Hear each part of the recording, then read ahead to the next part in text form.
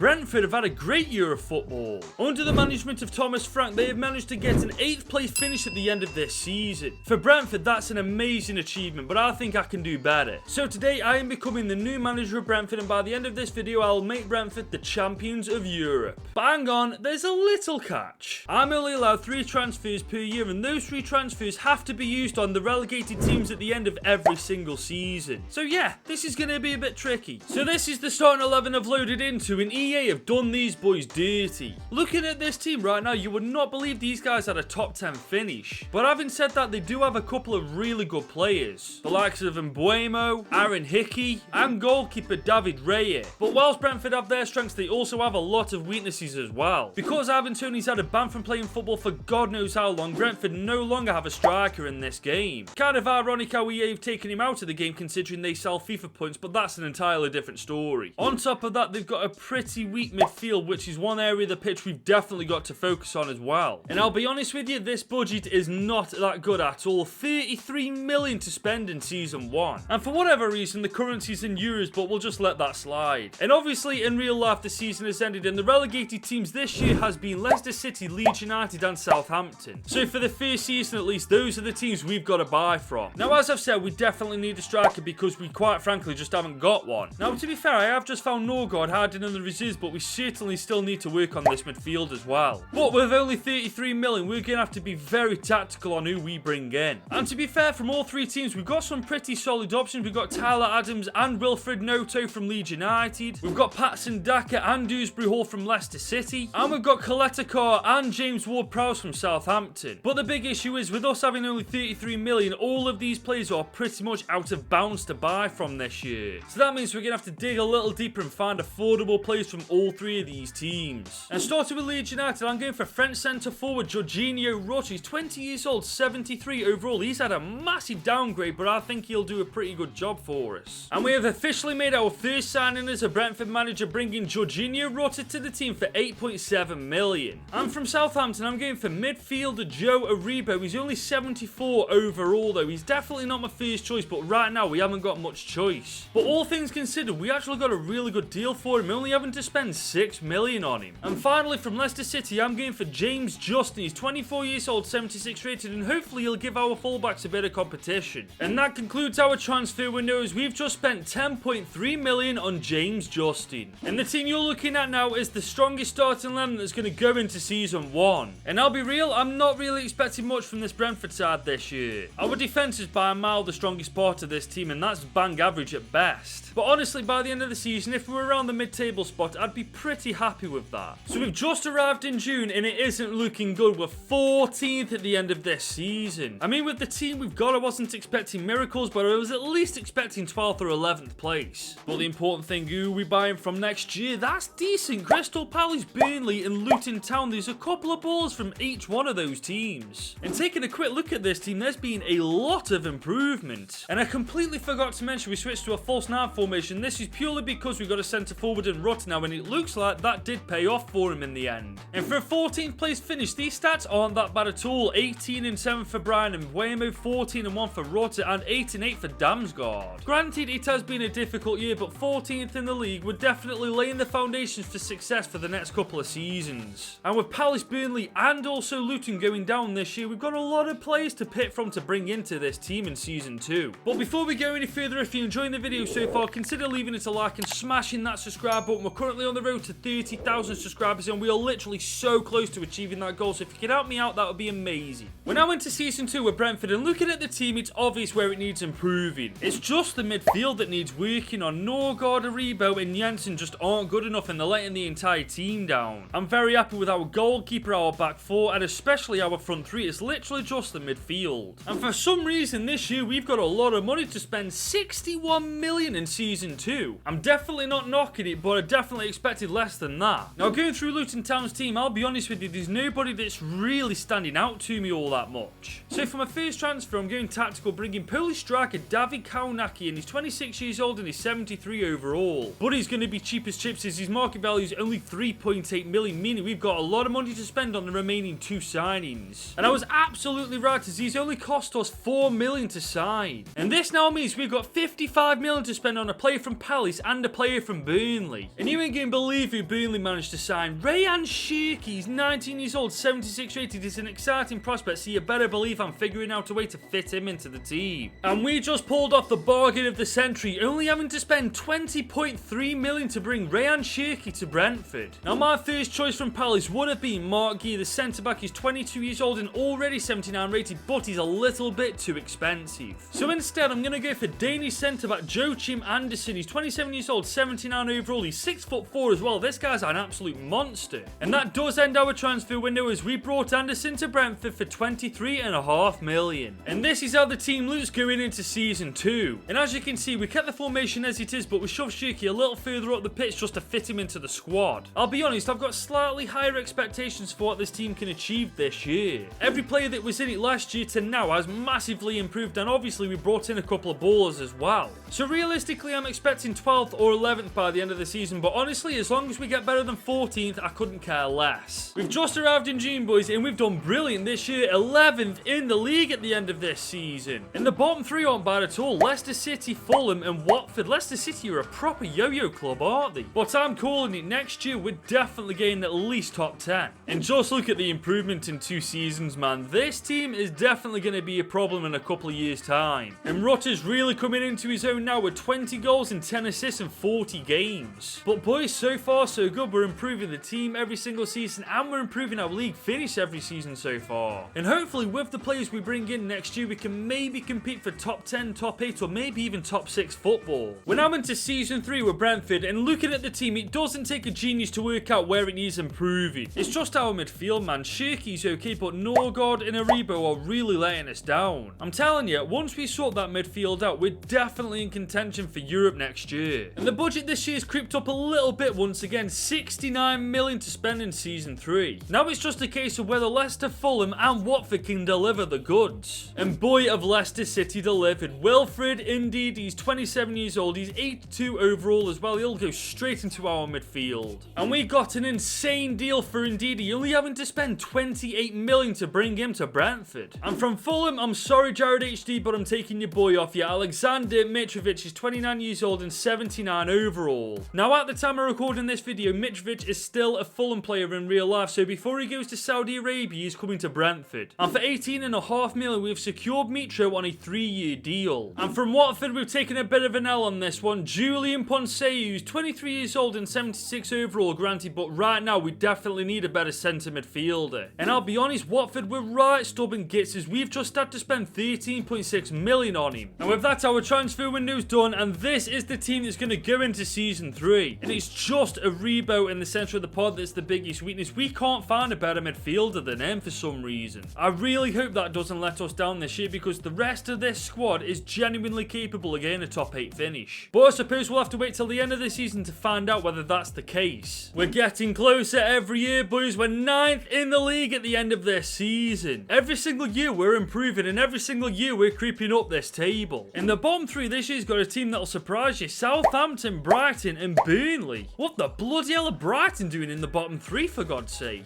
And just look at this team, man. It's legitimately only Aribo who's laying the team down, man. We need a midfielder next year. And this time there's 3 players that did the heavy lifting. Brian and Buemo were 25 and 4, 19 and 6 for Jorginho Rutter and 12 and 6 for Mikael Damsgaard. I'm calling it, next year is our year that we finally get into that top 6. If we don't, I'll be very disappointed. We're now heading into season 4, and looking at the team, there's literally only one area we really need to focus on. We desperately need to sort this midfield out, man. It's Aribo that's let us down this entire time, and we need to fix it this year. Honestly, aside from that, we could do with a centre back and a left back, but right now our main focus is that midfield. And the board have been very generous with us this season, 83 million to spend this year. Let's just hope that Brighton, Southampton and Burnley can deliver the goods. And boys, you ain't going to believe who I found for our midfield. Fabio Moretti's 21 years old and 82 overall. Now granted, this guy's going to be expensive, but I think it's worth it just to sort our midfield out. And he is officially our most expensive signing yet, as we've just spent 60 million on the dot to sign him up on a 5-year contract. But the signing of Moretti's only left us with 19 million to spend on 2 more players. So I'm just going to have to bite the bullet and buy 2 players that we're just not going to use. So from Brighton, I spent 10.5 million bringing in Rida Kadra on a 3-year deal. And to conclude the transfer window, I spent 4.5 million on Burnley finally is Lyle Foster. And now the team looks like this going into season 4. I'm so happy with being able to replace Aribo, man. That midfield now is absolutely brilliant. We may have a slightly leaky defensive lineup on the left side, but I truly think with this team now, we're getting European football for next year. But I suppose only time will tell if I'm right or wrong. Boys, you ain't gonna believe where we finished. Top 4 at the end of this season, boys. We're in Europe one way or the other. I mean, I'd love it to be the Champions League, but I'll definitely settle for the Europa. And in the bottom 3 this time, it's Crystal Palace, Leicester City and Watford. Leicester really are a yo-yo club, aren't they? Boys, just look at the goddamn team. We just need to sort that defence out and it is golden. No wonder we did so well this year. Rutter got 36 goals and 9 assists, 17 and 9 for Brian Mbeumo and 14 and 9 for Mikhail Damsgaard. Every season just gets better and better and better, and now we are finally in a European competition for next year.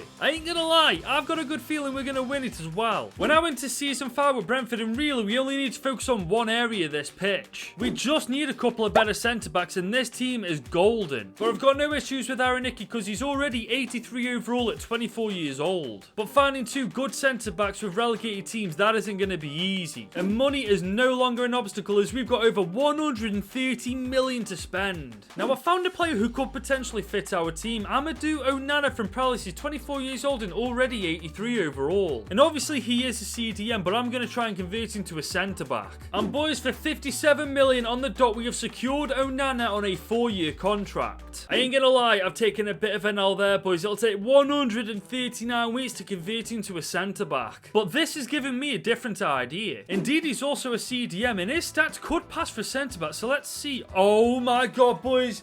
It's worked.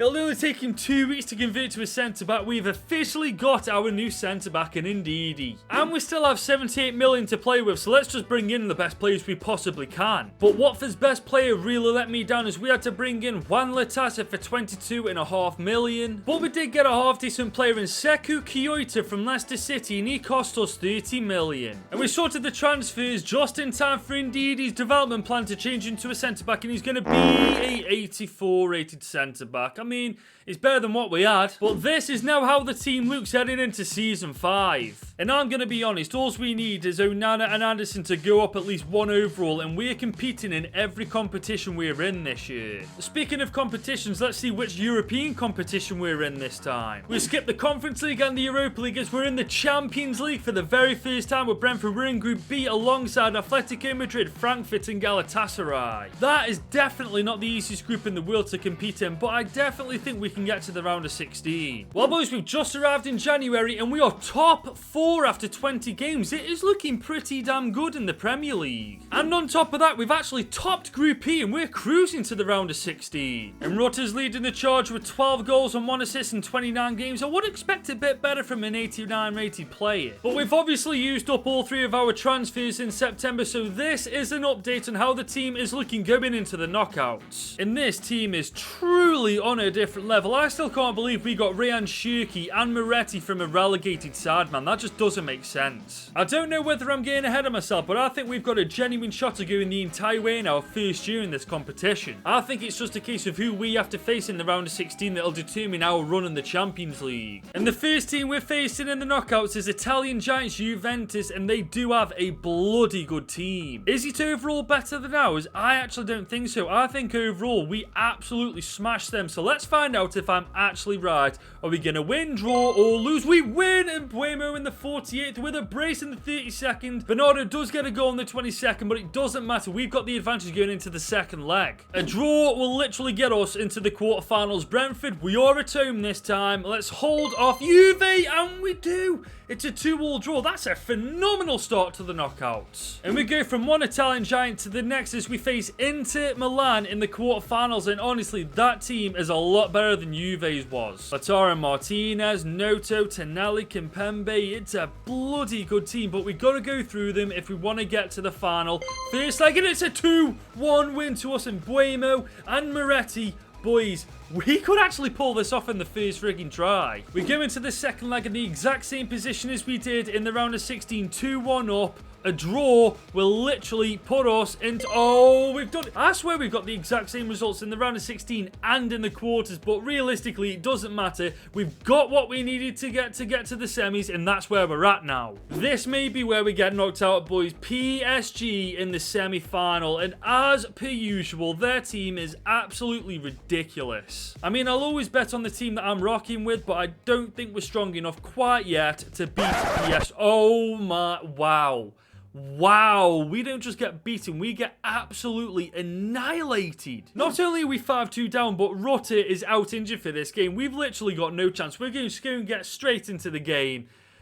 How do we beat them away from home without our best player in the team, man? That does not make sense. Let's just hope we once again top 4 football so we can have another crack at this next year. And boys, we've done it again. Top 4 football 2 seasons running. We're definitely up there with one of the best teams in the Prem now. But I'll be honest, the bottom 3 aren't good at all. Nottingham Forest, Fulham and Bournemouth. What are we going to do with those teams? I'm calling it now. Next year, we get to the final of the Champions League. And everybody got in the action this time. 22-3 for Rutte, 20-3 for Mbuemo, 16-3 for Damsgaard, and 11-11 for Rayan Cherki. So this year we got top 4 football and made it to the semis of the Champions League. I'd say we've had a good year. But next season we need to up the ante once again. I want to win the Premier League and I definitely want to win the Champions League. We're now into season 6 with this Brentford side, and there's only 2 positions I really want to improve. If possible, I want a better centre-back and a right-back because these 2 are the weakest part of our starting 11. Once we've sorted that out, I don't think there's anything stopping us from bringing home silverware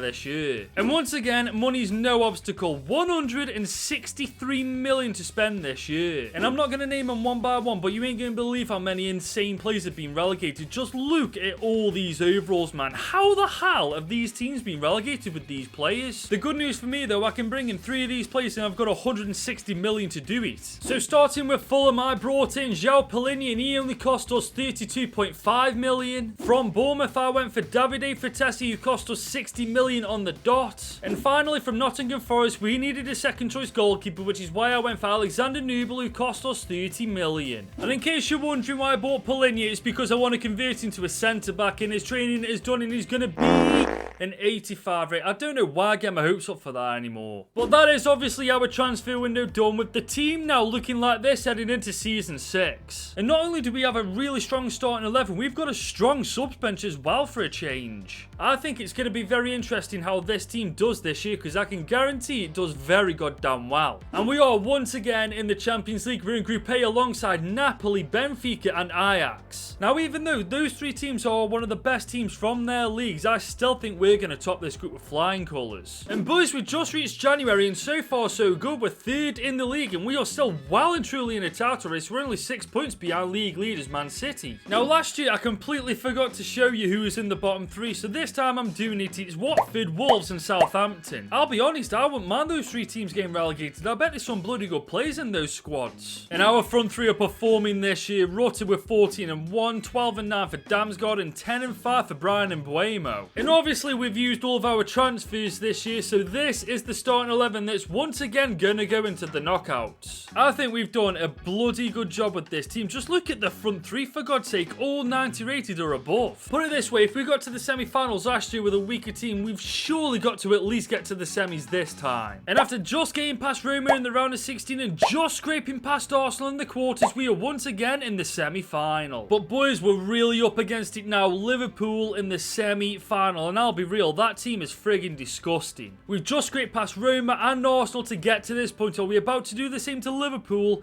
to get to the oh, boys.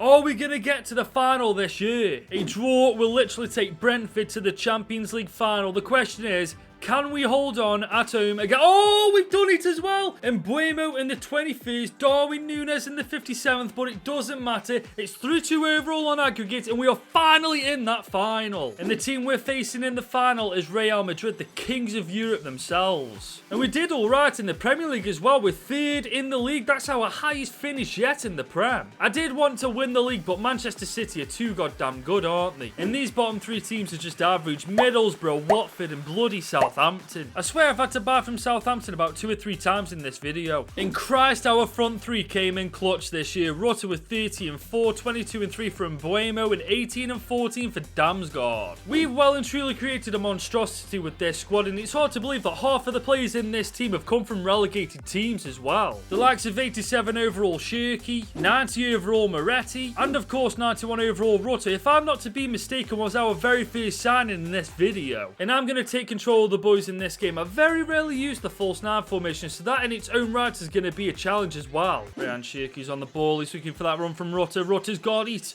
Rutter's on the end of it. Chance to make it 1-0. And he takes it 8 minutes in. What a start. But this is Real Madrid. We can't take a foot off the gas, otherwise they're just going to punish us. Oh, no, I don't like that, Valverde. No. Oh, my God. You sweaty little pricks. Ryan Shirky. Shirky sees that run from Rutter. Rutter's in behind once again. Second time. Can he put us to... Oh, he's done it again. For the second time in the game, he has put us in the lead. And just on the stroke of half time as well. Great timing. Vinny Jr., I don't like this. I don't like... Oh, get it out, get it out, get it out. That's great defending. Simons, Ramos, nope. I don't like this. Oh, great save. Junior Rutter's all on his own here. Oh, he's up against Eslet. I think he's got the better of him. No, he has. Could they... Oh, hat-trick in the... Oh, my God. He's got a hat-trick in the Champions League final inside 70 minutes, man. Jorginho Rutter is an absolute beast. You give that ball to Rutter and he just doesn't miss, does he? Less than 10 minutes to hold on to this lead, and we are the Champions League winners. We just got to hold on. Oh, that's not holding on. That is not holding on. Valverde, man, you're the bane of my bloody existence when I play against Madrid. Ryan Shirky last time. Oh, no, we haven't got the time. We've beaten Real Madrid 3-2 in the Champions League final, boys. We've made Brentford the best team in the world. And we've once again done it by only signing relegated players, man. We love a challenge, don't we, on this channel? Thank you so much for watching. If you enjoyed this video, you should click somewhere right here to watch me do this with Leicester City.